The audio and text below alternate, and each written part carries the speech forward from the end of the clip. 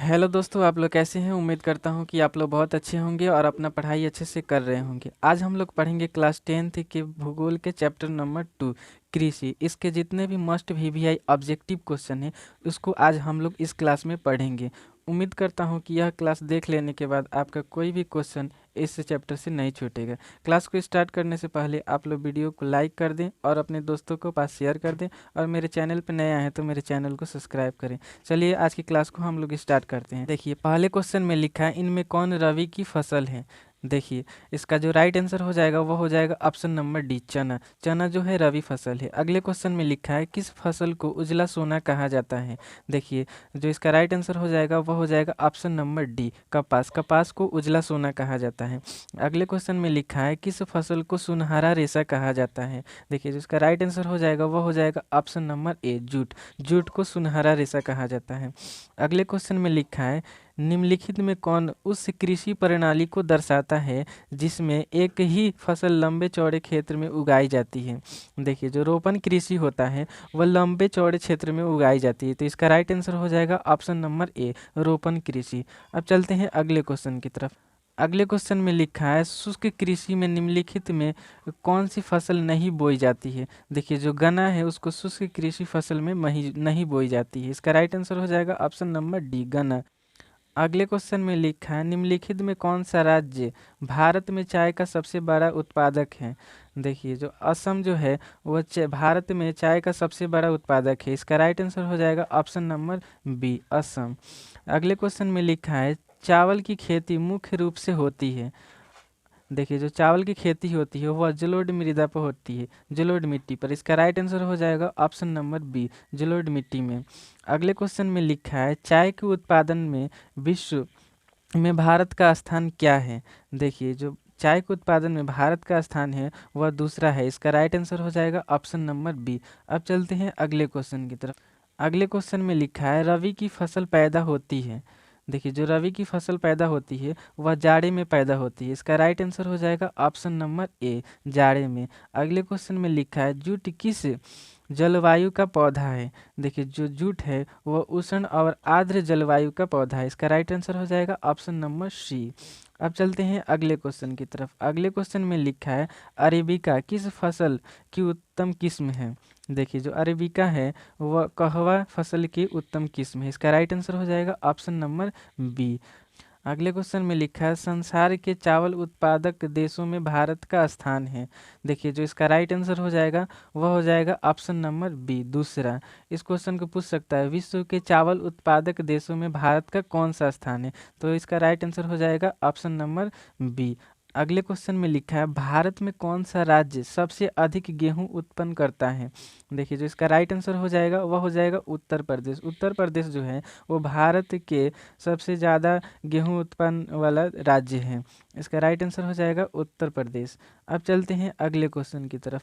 अगले क्वेश्चन में लिखा है, गेहूं उत्पादन में विश्व में भारत का स्थान है।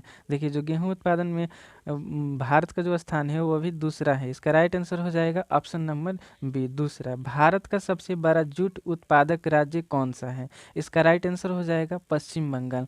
सबसे अधिक जूट उत्पादक पश्चिम बंगाल में ही होता है। अगले क्वेश्चन में लिखा है, निम्नलिखित में खरीफ फसल कौन है।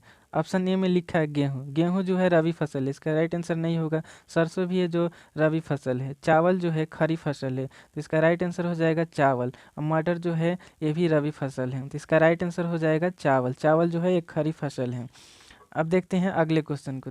अगले क्वेश्चन में लिखा है, चावल किस प्रकार की जलवायु का पौधा है। देखिए जो चावल है वो उष्ण और शुष्क जलवायु का पौधा है। इसका राइट आंसर हो जाएगा ऑप्शन नंबर डी, उष्ण और शुष्क।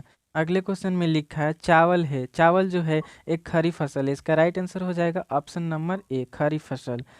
अब देखते हैं अगले क्वेश्चन को। अगले क्वेश्चन में लिखा है, काली मिट्टी उपयुक्त है। काली मिट्टी जो है वो कपास के लिए उपयुक्त है। इसका राइट आंसर हो जाएगा ऑप्शन नंबर ए। अगले क्वेश्चन में लिखा है, दाल किस पौष्टिक अंश का स्रोत है। दाल जो है प्रोटीन पौष्टिक अंश का स्रोत होता है। इसका राइट आंसर हो जाएगा ऑप्शन नंबर बी, प्रोटीन। निम्नलिखित में कौन रबी फसल है। देखिए इसका राइट आंसर हो जाएगा ऑप्शन नंबर सी, गेहूं। गेहूं जो है रबी फसल है। अब देखते हैं अगले क्वेश्चन को। अगले क्वेश्चन में लिखा है रबी की फसल किन महीनों में बोई जाती है। जो रबी की फसल होती है वह अक्टूबर और नवंबर के बीच में बोई जाती है। तो इसका राइट आंसर हो जाएगा ऑप्शन नंबर सी, अक्टूबर नवंबर। अब देखिए अगले क्वेश्चन में लिखा है निम्नलिखित में कौन व्यावसायिक फसल नहीं है। देखिए गन्ना जो है व्यावसायिक फसल है, जूट जो है वे भी व्यावसायिक फसल है, तंबाकू जो है ये भी व्यावसायिक फसल है, लेकिन गेहूं व्यावसायिक फसल नहीं है। तो इसका राइट आंसर हो जाएगा ऑप्शन नंबर डी, गेहूं। गेहूं जो है व्यावसायिक फसल नहीं है। अगले क्वेश्चन में लिखा है निम्नलिखित में कौन रोपण फसल नहीं है। देखिए जो रबड़ है ये भी रोपण फसल है, तो इसका राइट आंसर ये नहीं होगा। गन्ना भी है, ये भी रोपण फसल है, तो इसका आंसर ये भी नहीं होगा। गेहूं जो है ये रोपण फसल नहीं है, तो इसका राइट आंसर हो जाएगा ऑप्शन नंबर सी। अगले क्वेश्चन में लिखा है भारत की प्रमुख खाद्यान्न फसल है। देखिए जो इसका राइट आंसर हो जाएगा वो हो जाएगा ऑप्शन नंबर डी।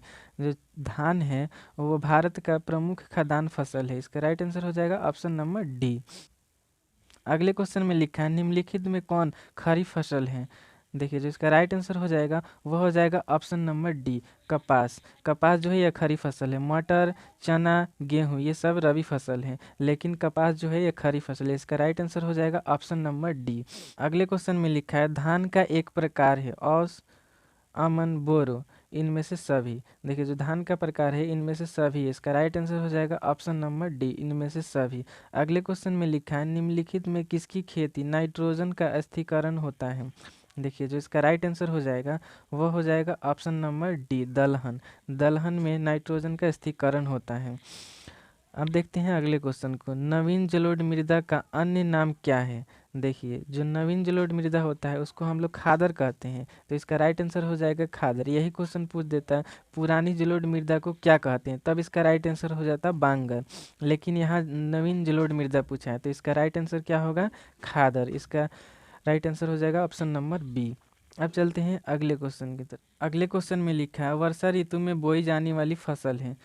देखिए जो वर्षा ऋतु में बोई जाने वाली फसल है वह खरीफ फसल बोई जाती है। इसका राइट आंसर हो जाएगा ऑप्शन नंबर सी, खरीफ फसल। अगले क्वेश्चन में लिखा है ब्रिटेन के सहयोग से कहाँ लौह इस्पात उद्योग बनाया गया है। देखिए जो इसका राइट आंसर हो जाएगा वह हो जाएगा दुर्गापुर। दुर्गापुर में लौह इस्पात उद्योग बनाया गया है। अगले क्वेश्चन में लिखा है निम्नलिखित में कौन रोपण फसल का उदाहरण है। देखिए जो रबड़ है ये भी रोपण फसल है, चाय जो है ये भी रोपण फसल है, गन्ना जो है ये भी रोपण फसल है, तो इसका राइट आंसर हो जाएगा इनमें से सभी। इनमें से सभी रोपण फसल है। अब देखते हैं अगले क्वेश्चन को। अगले क्वेश्चन में लिखा है निम्नलिखित में कौन दलहनी फसल वायुमंडलीय नाइट्रोजन का स्थिरीकरण नहीं करता है। देखिए चना है ये भी स्थिरीकरण करता है, मटर भी और मूंग भी, लेकिन राजमा जो है ये नाइट्रोजन को स्थिरीकरण नहीं करता है, तो इसका राइट आंसर हो जाएगा ऑप्शन नंबर डी, राजमा।